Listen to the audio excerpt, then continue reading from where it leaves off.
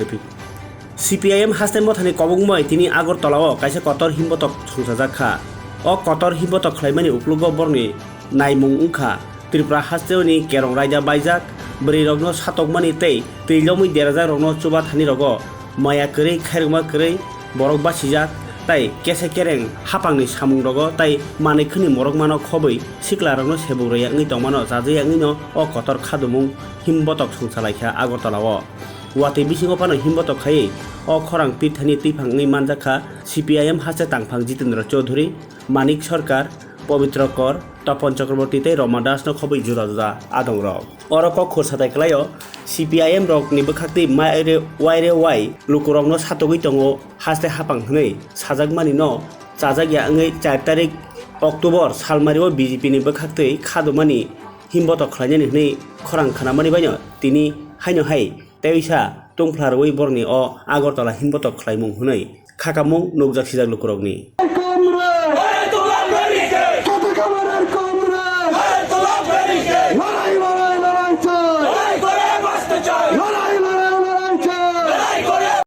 সম্ভব না সেক্ষেত্রে কেন্দ্রকে এগিয়ে আসতে হবে কারণ কেন্দ্রীয় সরকার রাজ্যগুলো থেকে পুরো সমস্ত ট্যাক্স তুলে নিয়ে যায় সেই ট্যাক্সের অংশ দিতে হবে এবং তার জন্য এই রাজ্যকে জাতীয় দুর্যোগ এই বন্যাকে জাতীয় দুর্যোগ হিসেবে ঘোষণা করতে হবে যাতে আমাদের কৃষি আবার পুনরুদ্ধার করা যায় গৃহহীনদের ঘর দেওয়া যায় যাদের জীবন জীবিকা চলে গেছে তাদেরকে দাঁড় করানো যায় আমরা প্রস্তাব দিয়েছি কেন্দ্র সরকার প্রতিনিধিরা ত্রিপুরাজ্যে আসো সরজমিনে দেখো আমাদের প্রস্তাব অনুযায়ী ত্রিপুরাজ্যে কেন্দ্র সরকারের টিম এসছে কিন্তু দুর্ভাগ্যের আজ পর্যন্ত আমরা জানি না সেই টিম কেন্দ্র সরকারকে কি সুপারিশ করেছে আজ পর্যন্ত আমাদের চোখে পড়েনি আমাদের রাজ্যের মুখ্যমন্ত্রী এবং মন্ত্রিমণ্ডলীর সদস্যরা ডাউস বিজ্ঞাপন দিয়ে ডিসপ্লে বোর্ডে তাদের ছবি বাঁচিয়ে দিয়ে কত ধরনের প্রচার করেন এ রাজ্য উন্নয়নের শিখরে চলে গেছে সুশাসনের তুঙ্গে চলে গেছে এ রাজ্য তেজিসে সামনের দিকে যাচ্ছে আজকে সে চিত্র কোথায় আর মাত্র 4-5টা দিন বাদে দুর্গাপূজা শুরু হবে অতীতে এরকম সময় মনে হলো শহর রাস্তা কিস করে গ্রামের জনপদগুলোতে মানুষ কিস করে কারণ মানুষের হাতে 11 টাকা এগ্রিকালচার এডিসি আরো নানা প্রকল্পের টাকা সেখানে যায় আজকে নেই শুধু উৎসবের খরচ করার জন্য সে টাকা নেই বলে আক্ষেপ করছে তা নয় আজকে যদি জাতীয় দুর্যোগ ঘোষণা হতো আমাদের দাবি অনুসারে যদি 200 দিনের রেগার কাজ হতো হাজার হাজার হেক্টর জমি নষ্ট হয়ে গেছে কৃষি শেষ হয়ে গেছে জলাশয় সমস্ত ভেঙে গেছে লক্ষ লক্ষ টাকার মাছ এসে গেছে এ রাজ্যে 2-3% মৎস্যজীবী বা কৃষিজীবী কেউ বাকি নেই যাদের সরবরাহ সেখানে হয়নি শুধু রেগার কাজ দেওয়া নয় সেই শ্রম দিয়ে কৃষি জমি পুনরুদ্ধার করা সবজির ক্ষেত পুনরুদ্ধার করা মাছ চাষের জন্য জায়গা ঠিক করা এগুলো করা যেত সরকার নির্লিপ্ত কোনো বক্তব্য নেই আর কদিন বাদে প্রচার করছেন যশস্বী প্রধানমন্ত্রী ত্রিপুরাজ্যের মানুষের জন্য একেবারে যন্ত্রণা কাতর হয়ে NDRF থেকে এত কোটি টাকা আপনি দিচ্ছেন চূড়ান্ত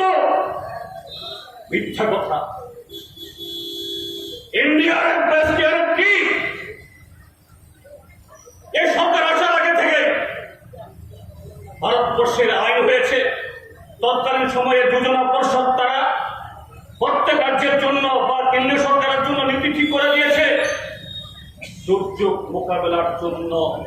প্রত্যেক রাজ্য সরকারকে বছরে একটা নির্দিষ্ট অঙ্কের টাকা দেওয়া হবে প্রধানমন্ত্রীর নামে 2 কিস্তিতে কিছু টাকাতে রিলিজ করা, এটা যদি ত্রিপুরার যে বন্যা না হতো তারপরেও টাকা দিতে বাধ্য, কারণ এটা দিল্লি বা প্রধানমন্ত্রী নরেন্দ্র মোদীর তার তহবিলের টাকা নয়, রাজ্যের মানুষের থেকে তোলা যা খাজনা, সে খাদ্যের অংশ। রানীবাজারের কাছে গুজরাবাড়ি হঠাৎ করে জিগির তোলা হলো, কালী মূর্তি নষ্ট করে দিয়েছে, কালীর মাথা নাকি ভেঙে দিয়েছে। কে ভাঙল? আমরা তো এই এলাকায় গেছি, 3 বারের চেষ্টা, প্রায় 25 দিন পর যখন কথা বলছি যে মণ্ডপে কালী মূর্তি নষ্ট হয়েছে বলছিল, সেখানে যারা ভিড় করেছে তাদের জিজ্ঞেস করলাম যে মণ্ডপটা কত বছরে, বলে আমরা তো জন্মের পর থেকে দেখছি।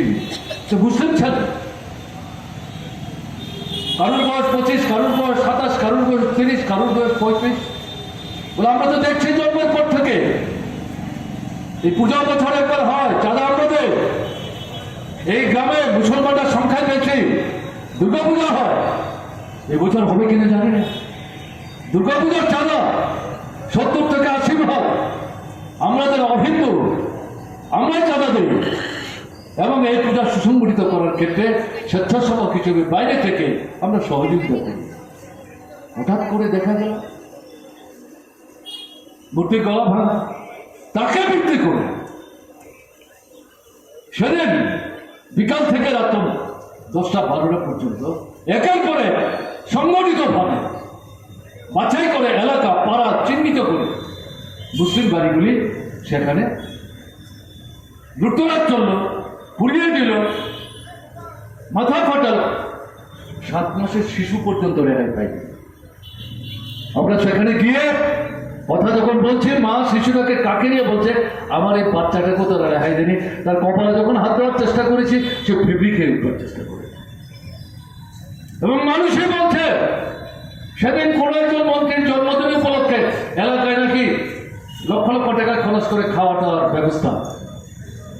এবং পরীক্ষায় তারা বলবার চেষ্টা করেছে বাইরে থেকে লুকে নেয়। মন্ত্রী একটু দূরত্ব বজায় রেখে অবস্থান করছেন, এই আক্রমণগুলি সংঘটিত হয়েছে। ওই মুখ্যমন্ত্রী তো আজকেও গেলেন না, বাড়িঘর যেগুলো করলো লুটপাট হয়ে গেল, তার তো কোনো ব্যবস্থা নিলেন না। এই প্রাথমিকভাবে 2000, 4000, 5000 টাকা দিয়েছে। আরে আমাদের পার্টির এখন পয়সা কোথায় বলতে বাধ্য হচ্ছি,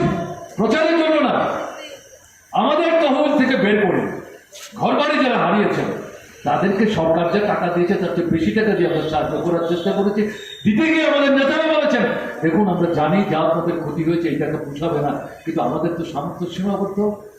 বিনয়ের সাথে বলেছে সরকার কোথায়। এবং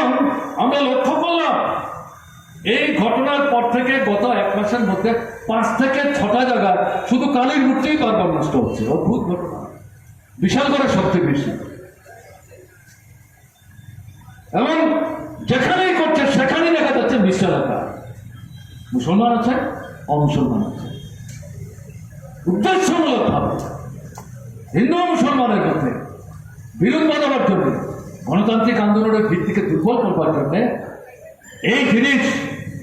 বেশিরভাগই কায়দা বিজেপির RSS বিশ্ব পরিষদের পরীক্ষার মদতে সংগঠিত করা হচ্ছে। কাজে এটা আরেকটা দিক যেদিকে আমাদের নজর বন্ধ রাখতে ভুলব। আমাদের বেঁচে পড়তে থাকার যে দাবি দেওয়া, আজকে আমরা কারোর কাছে ডেপুটেশন দিতে যাইনি, এগুলো জানি।